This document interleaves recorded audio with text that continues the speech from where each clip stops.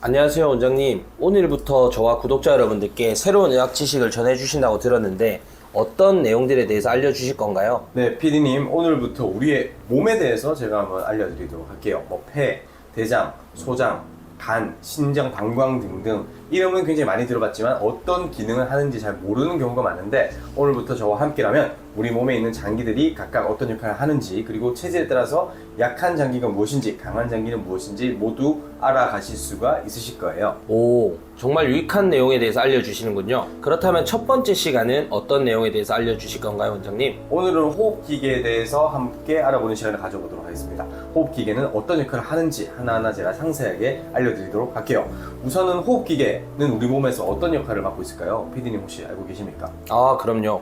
호흡기계의 가장 중요한 역할은 공기 중에 산소를 흡입하여 공기 중에 산소는 우리 몸으로 흡수하고 이산화탄소를 배출하는 거 아닌가요? 맞습니다. 우리 몸 안에 있는 이산화탄소를 배출을 하는 거죠. 호흡기계, 폐호흡기계의 가장 중요한 역할은 바로 호흡을 통해서 산소와 이산화탄소의 가스 교환을 하는 것이다. 이렇게 말씀을 드릴 수가 있겠습니다. 그렇다면 호흡을 관장하는 이 폐호흡기계는 각각 어떤 역할들을 하는지 제가 하나하나 상세하게 설명을 드려보도록 하겠습니다. 우선 호흡은 어디를 통해서 가장 먼저 이루어집니까? 입과 코를 통해서 먼저 이루어집니다. 맞습니다. 구강호흡이라고 하면 입을 통해서 공기가 들어가는 것을 말하는 것이고 비강호흡이라고 하는 것은 코를 통해서 호흡을 하게 되는 것이겠죠. 그러면 코로 하는 호흡에서 우리의 코는 어떤 역할을 하는지 PD님 혹시 알고 있으십니까? 아, 물론 알고 있습니다, 원장님. 호흡에서 코는 필터 역할과 가온, 가슴 역할에 큰 기여를 한다고 원장님께서 저번에 저에게 알려주셨습니다. 제가 이전에 알려준 내용들을 굉장히 잘 알고 계시네요. 코는 공기가 폐로 들어오기 전에 불순물을 모두 제거를 해주는 필터 역할을 하게 되고요. 그리고 공기가 너무 차가운 상태로 그대로 들어오지 않도록 가온 역할, 그리고 너무 건조한 상태로 그대로 내 몸 안에 이 폐로 들어오지 않도록 가습 역할을 해준다. 이렇게 정리를 해볼 수가 있겠습니다. 그렇다면 원장님, 코에서 불순물을 제거하고 가온, 가슴 역할을 하는 이유는 무엇인가요? 우선 폐에는 이게 폐포라고 하는 포도송이 모양의 작은 공기 주머니들이 있습니다. 이 폐포의 두께가 굉장히 얇고 찌그러지기 쉬운 구조로 되어 있어요. 그러니까 터지기 쉬운 포도알이다 이렇게 생각하면 정말 딱 맞는 이야기인데, 이러한 폐포는 이제 너무 차가운 공기나 너무 건조한 공기가 들어오게 되면 폐포를 둘러싸고 있는 모세혈관이 손상이 될 수밖에 없습니다. 그렇기 때문에 이 폐포로 차갑고 건조한 공기나 불순물이 들어가지 않도록 코에서 필터링을 해주고 가온, 가습 역할까지 담당을 하고 있는 것이죠. 아, 원장님, 그렇다면 코는 어떻게 이루어져 있길래 불순물을 제거하고 가온, 가습의 역할을 할 수 있는 것인가요? 네, 지금부터 이 부분에 대해서는 제가 상세하게 설명을 해드려보도록 할게요. 첫 번째로는 비강 점막에 있는 많은 혈관망들 때문입니다. 이 비강 점막에 분포되어 있는 많은 혈관망들이 공기를 좀 따뜻하게 이렇게 바꿔주는 역할을 합니다. 아, 그렇다면 따뜻하게 흐르는 혈액이 많이 모여있는 혈관망들이 분포되어 있어서 비강 점막으로 들어오는 공기를 따뜻하게 만들어주는 것이군요. 맞습니다. 다시 한 번 더 정리를 하자면 따뜻한 혈액이 차가운 공기를 데워주는 가온 역할을 한다. 이렇게 정리를 해볼 수가 있겠습니다. 그리고 두 번째, 비갑계의 구조 때문입니다. 비갑계, 단어가 조금 어려운데 그냥 쉽게 세 개의 선반이 놓여있는 형태이기 때문에 코 선반이다 이렇게 부를 수가 있을 것 같아요. 이러한 선반 형태의 구조는 들어오는 공기가 이렇게 부딪히게 되죠. 그러면 공기의 흐름을 방해를 하기 때문에 천천히 들어오게 하는 역할을 담당합니다. 이렇게 천천히 공기가 들어오게 하는 이유는 갑자기 차갑거나 건조한 공기가 기도로 유입되는 것을 막아주기 위해서죠. 또 비갑계에는 역시나 마찬가지로 모세혈관이 풍부하게 존재하기 때문에 이 혈액이 공기를 따뜻하게 데워주는 가온 역할도 함께 담당을 하고 있습니다. 아, 그럼 비갑계의 구조 때문에 한 번에 차갑거나 건조한 공기가 폐로 들어가지는 않는 것이군요. 원장님, 그렇다면 모세혈관까지 풍부한 이 비갑계는 가온 역할은 하는데 그렇다면 비갑계는 가습의 역할은 하지 않는 것인가요? 아닙니다. 비갑계는 가슴 역할도 담당을 하고 있습니다. 비갑계는 점액으로 덮여져 있거든요. 이 점액들이 건조한 공기에다가 습기를 제공을 해서 촉촉한 공기로 바꿔주는 그런 역할을 담당하고 있습니다. 즉 비갑계를 지나면서 차가운 공기는 따뜻해지고 건조한 공기는 촉촉해진다. 이렇게 생각하시면 될 것 같아요. 그렇다면 비갑계는 폐에 해로운 차갑거나 건조한 공기가 한 번에 폐로 들어가지 않게 할 뿐만 아니라 가온, 가슴 역할까지 한다니 정말 다양한 역할을 하는 것 같습니다. 그리고 세 번째, 부비동의 역할에 대해서 저희가 또 배워야 되거든요.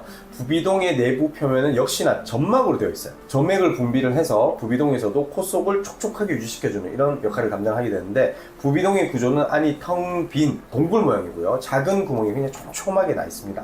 이 작은 구멍을 통해서 비강과 연결이 되어 있는데, 이러한 구조 때문에 부비동 내의 환기가 가능하고 더러운 물질을 배설할 수 있는 그런 역할이 가능한 것이죠.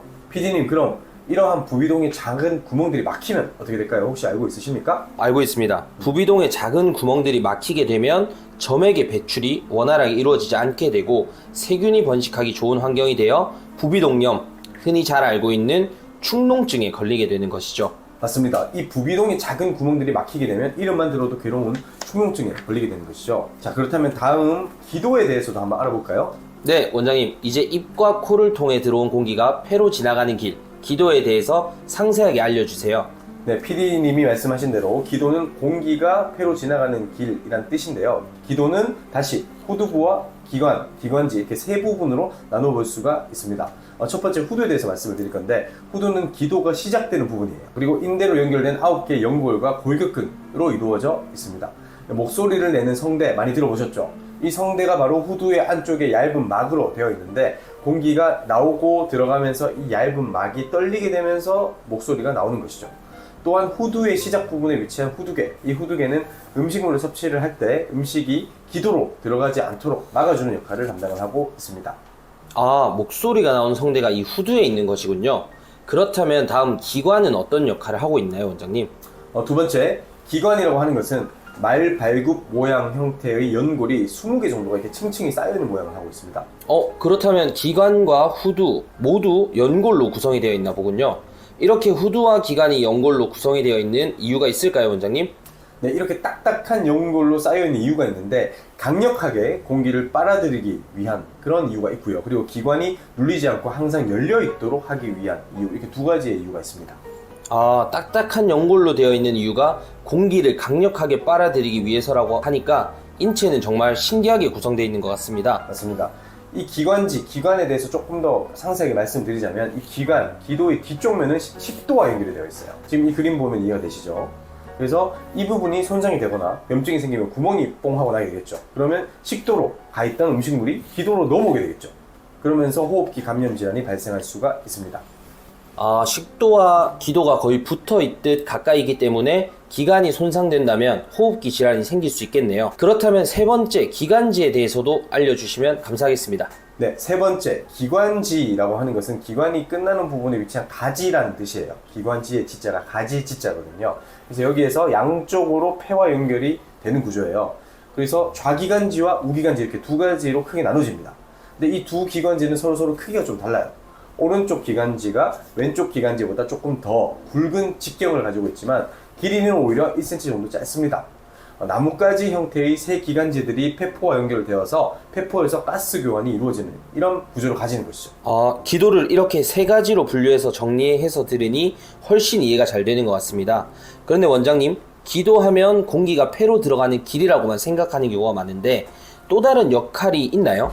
자, 기도는 공기가 폐로 들어가는 통로 역할과 더불어서 이물질이 폐로 들어가지 않도록 막아주는 역할도 담당을 하고 있습니다. 왜냐?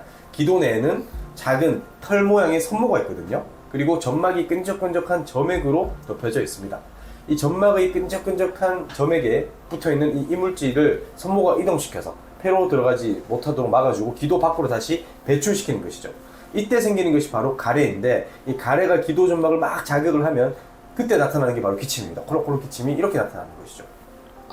가래가 폐로 들어가기 전 이물질들이 기도에 있는 점액들과 섞여서 배출되는 것이군요. 그럼 이런 가래가 배출되기 위해서 기침이 나오는 거라고 하니까 좀 신기한 것 같습니다. 그래서 기침은 병이 생겨서 나타나는 증상이라기보다는 이물질과 가래를 뱉어내기 위한 것이다, 이렇게 정리를 할 수가 있습니다. 그리고 점막 밑에 있는 기관샘은 기도 속으로 들어온 공기의 습도가 적절하도록 만들어주는 이런 역할도 담당을 하고 있거든요. 기도가 단순히 공기가 지나가는 통로라고 생각하시는 분들도 많던데 생각보다 더 다양한 역할을 하고 있다는 것을 알기 쉽게 설명해 주셔서 감사합니다, 원장님.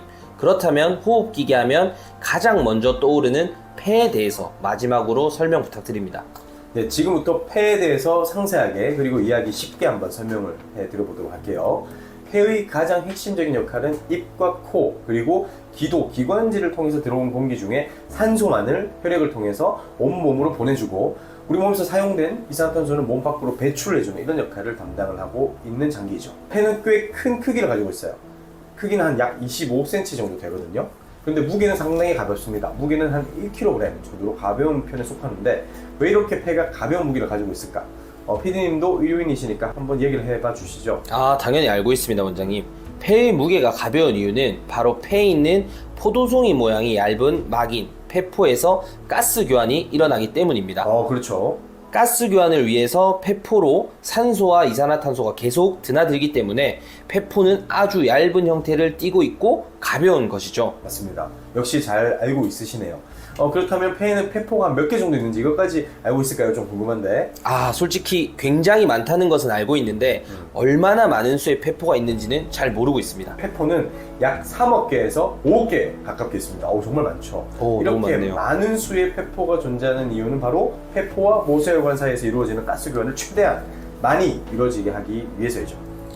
폐포와 폐표 표면에 모세혈관이 손상되면 가스 교환이 제대로 이루어질 수 없으니 손상되지 않도록 차갑거나 건조한 공기를 최대한 피하고 폐에 정말 안 좋은 흡연은 해서는 안 되겠군요, 원장님. 맞습니다. 아주 중요한 부분을 지금 짚어주셨는데 이 가스 교환이라고 하는 것은 우리 몸에서 진짜 굉장히 중요한 부분이기 때문에 가스 교환에 문제가 생기면 안 돼요.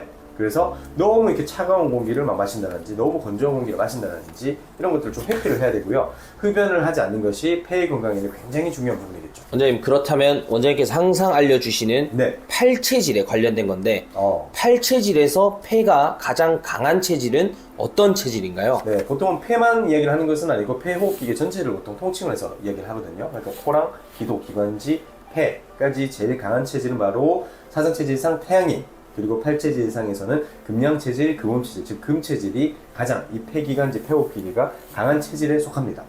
그 다음으로 이런 폐기관지나 이 폐호흡기계가 강한 체질은 수양체질도 있고요. 그리고 토음체질도 상당히 좀 강한 편에 속한다. 이렇게 정리를 해볼 수가 있겠습니다.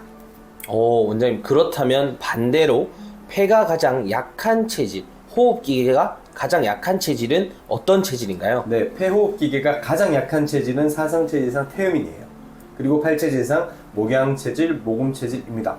그리고 팔체질상 수음체질, 그리고 팔체질 중에서도 토양체질도 상대적으로는 폐기관지가 조금 약한 편에 속합니다. 그런데 사상체질상 태음인, 팔체질상 목양, 모금체질은 폐가 정말 약하거든요. 그래서 호흡이 다른 체질에 비해서 좀 짧은 편이에요. 그러니까 들숨, 이렇게 들이쉬는 숨보다는 날숨, 내쉬는 호흡이 특히나 짧은 편에 속하는 거예요. 그렇기 때문에 조금만 움직이면 숨을 이렇게 좀 가쁘게 몰아쉬는 분들이 태음인인 경우가 많습니다. 또는 팔체질상 목양체질, 모금체질에 해당하는 것이죠. 이게 밖으로 내쉬는 호흡의 중요한 점은 이산화탄소를 배출한다는 거거든요. 그럼 이런 분들이 이산화탄소를 잘 배출을 할까요? 못할까요? 못하죠. 그렇죠. 이런 특징으로 인해서 목양체질이나 모금체질은 이산화탄소를 제대로 밖으로 배출을 못하기 때문에 호흡성 산증의 경향이 나타날 수가 있습니다. 사실 호흡성 산증은 쉽게 말해서 이산화탄소, 혈액 내에 이산화탄소가 좀 증가되어 있다, 이렇게 정리를 해볼 수가 있거든요. 이런 것들을 이제 호흡성 산증이라고 하는데, 호흡성 산증의 경향이 나타나게 돼버리면 두통, 그리고 피부가 붉어지는 피부 홍조, 땀 흘림 등의 증상이 있을 수가 있고요. 좀 만성적으로 지속이 돼버리면 기억력의 감퇴, 머리 쪽으로 뇌 쪽으로 산소가 좀 잘 안 가니까 기억력 감퇴가 일어나는 것이고, 낮에 좀 졸리는 증세가 나타날 수도 있고, 근육의 무력감까지도 나타날 수가 있습니다. 그렇기 때문에 사상체질 중에서 태음인에 속하는 분들, 또는 팔체질상 목양체질, 모금체질이 조금 낮에 졸음이 많은 편이다, 이렇게 말씀드리기도 하거든요. 그리고 앞서 말하는 호흡성 산증이라고 하면 사실 질병이잖아요. 대부분 병적인 호흡성 산증을 말한다고 생각하실 수가 있는데, 지금 제가 이야기하는 체질적 경향성이라고 하는 것은 병적인 호흡성 산증까지는 아니고, 이산화탄소의 분압이 정상 범위이긴 하지만 상대적으로 약간 높을 때 나타날 수 있는 경향성 정도에 해당하는 내용이니까 너무 걱정하지는 않으셔도 좋을 것 같아요. 자, PD님, 오늘은 제가 폐호흡기계에 대해서 이야기를 해봤는데 좀 어떠셨습니까? 좀 어려웠던 것 같은데 괜찮을까요? 저는 그래도 아는 내용이 좀 많아서 좀 이해를 많이 한 편인데, 그래도 이 정도면은 구독자분들도 많이 이해할 수 있게 쉽게 잘 설명해 주신 것 같습니다. 이런 식으로 계속 진행을 하면 좋을 것 같은데요. 네. 다음번에는 그럼 어떤 의학 지식을 알려주실 건가요, 원장님? 일단은 오늘은 전반적으로 호흡기계에 대해서 알아봤으니까 다음은 식도, 그리고 위, 이런 소화기관에 대해서 알려드리도록 하는 그런 시간을 갖도록 해보겠습니다. 지금까지 저는 자연안의 한의원 대표원장 박철진 한의사였습니다. 영상을 시청해주셔서 감사합니다.